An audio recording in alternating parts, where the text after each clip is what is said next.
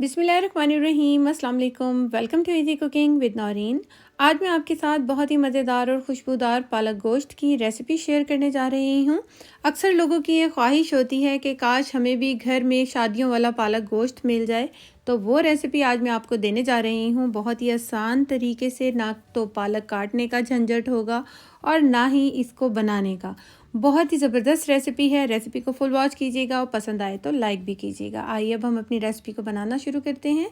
यहाँ पर मैंने तकरीबन 1.5 किलो पालक ले ली है और इसको मैंने अच्छी तरीके से वॉश भी कर लिया है। छोटे पत्तों वाली ये पालक है जिसको मैंने डंडियों से अलग कर लिया है।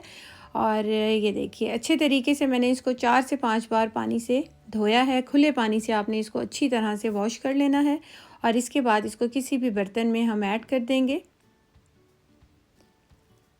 और सारी पालक को हमने अच्छी तरीके से दबा कर एक ही बर्तन में एडजस्ट कर देना है, किसी बड़े बर्तन में। और इसके बाद इसके अंदर हम ऐड करेंगे 3 अदद हरी मिर्चें मैंने ली थी, इसको तोड़कर डाल दिया है। हाफ़ टी स्पून नमक ऐड कर देंगे और 1 टीस्पून यहाँ पर मेरे पास है लहसुन अदरक का पेस्ट, इसको भी ऐड कर देंगे। और अब हम इसको पकने के लिए रख देंगे। पालक को हमने इसको 5 मिनट के लिए तकरीबन मीडियम टू हाई फ्लेम पर पकाना है ताकि पालक जो है अच्छी तरीके से बैठ जाए, क्योंकि ज़्यादा पालक थी तो एकदम हम इसको मिक्स नहीं कर सकते थे। हमने पानी को ऐड किए बगैर पालक को उबाला है। अगर आपको महसूस हो कि पालक के अंदर थोड़ा पानी जाना चाहिए तो उबालते वक्त आप इसके अंदर थोड़ा सा पानी भी ऐड कर सकते हैं, लेकिन मैंने इधर पानी बिल्कुल भी नहीं ऐड किया। पालक अपने ही पानी में उबल कर तैयार होगी। ये देखिए, पालक का अपना ही पानी है जिसमें ये पक रही है। तकरीबन 15 से 20 मिनट हमने मीडियम फ्लेम पर पालक को उबाल लेना है।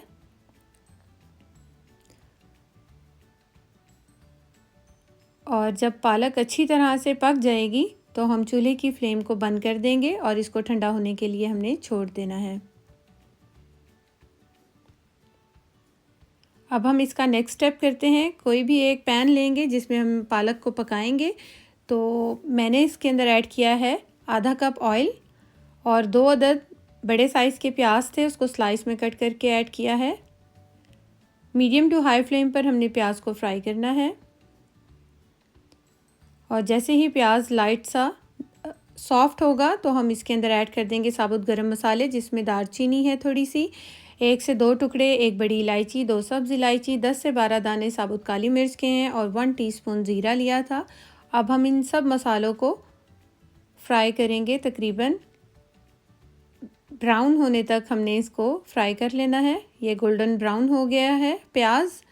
और अब हम इसके अंदर ऐड कर देंगे गोश्त। यहाँ पर मैंने मटन लिया है आधा किलो और ये बोनलेस है। आप चाहें तो बोन वाला भी ले सकते हैं, बीफ भी ले सकते हैं और चिकन में भी बना सकते हैं। जो आपको पसंद हो, जिस तरह से भी आप बनाना चाहें आप बना सकते हैं। अब हम गोश्त को अच्छी तरीके से फ्राई करेंगे। हमने 4 से 5 मिनट हाई फ्लेम पर गोश्त को फ्राई करना है और जो भी गोश्त का अपना पानी होगा वो सारा रिलीज़ हो जाएगा, तो हमने उतनी देर तक गोश्त को फ्राई करना है।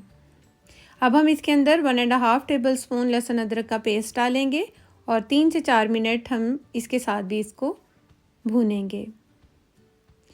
अब हम इसके अंदर पाउडर गरम मसाले, जिसमें 2 टीस्पून धनिया पाउडर है, 1 टीस्पून सुरख मिर्च का पाउडर है, हाफ़ टी स्पून हल्दी पाउडर, 1 टीस्पून भुना हुआ और कूटा हुआ ज़ीरा, 1 टीस्पून किसी भी ब्रांड का आप कौरमा मसाला ले लीजिए, 1 टीस्पून मैंने गरम मसाला पाउडर लिया है और 1 टीस्पून ही नमक ऐड किया है।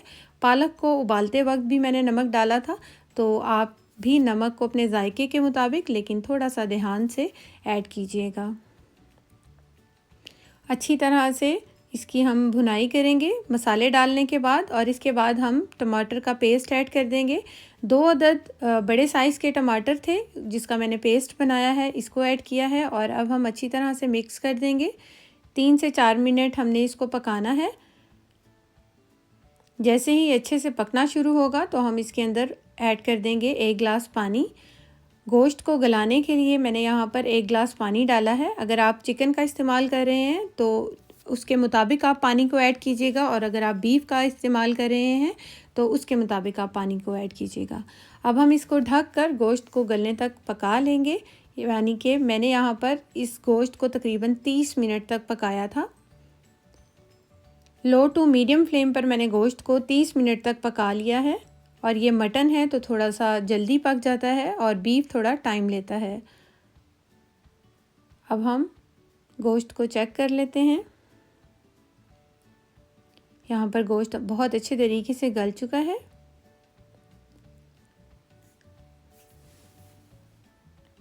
अब हम इसके अंदर ऐड कर देंगे आधा कप दही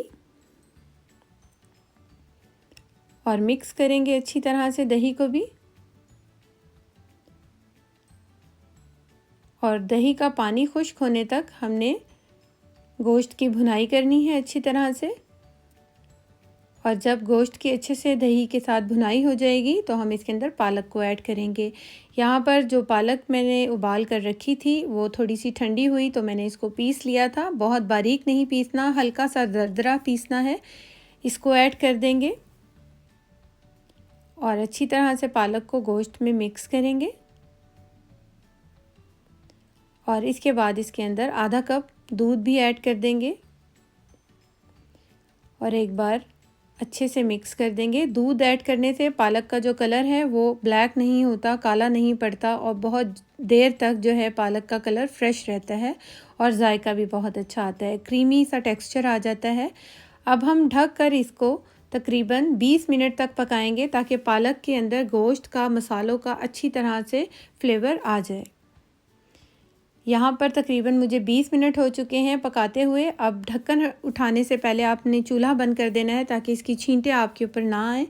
और इसके बाद इसका मैंने ढक्कन जो है खोला है और ये देखिए मज़ेदार सी हमारी पालक बनकर तैयार हो गई है। इसका कलर चेक कीजिए कितना फ्रेश है। थोड़ा सा हरा धनिया, हरी मिर्च और जुलियन कटी हुई अदरक इसके ऊपर डालेंगे और इसको मिक्स कर देंगे। ये मज़ेदार सा पालक गोश्त दावतों वाला हमारा बनकर तैयार हो गया है। अब हम इसको डिश आउट करते हैं। बहुत ही अच्छी खुशबू और बहुत ही अच्छे इसकी जो है खुशबू आ रही है जिससे हमारा दिल चाह रहा है कि अभी अभी मज़ेदार सी रोटियां हों और ये फटाफट से खा लिया जाए।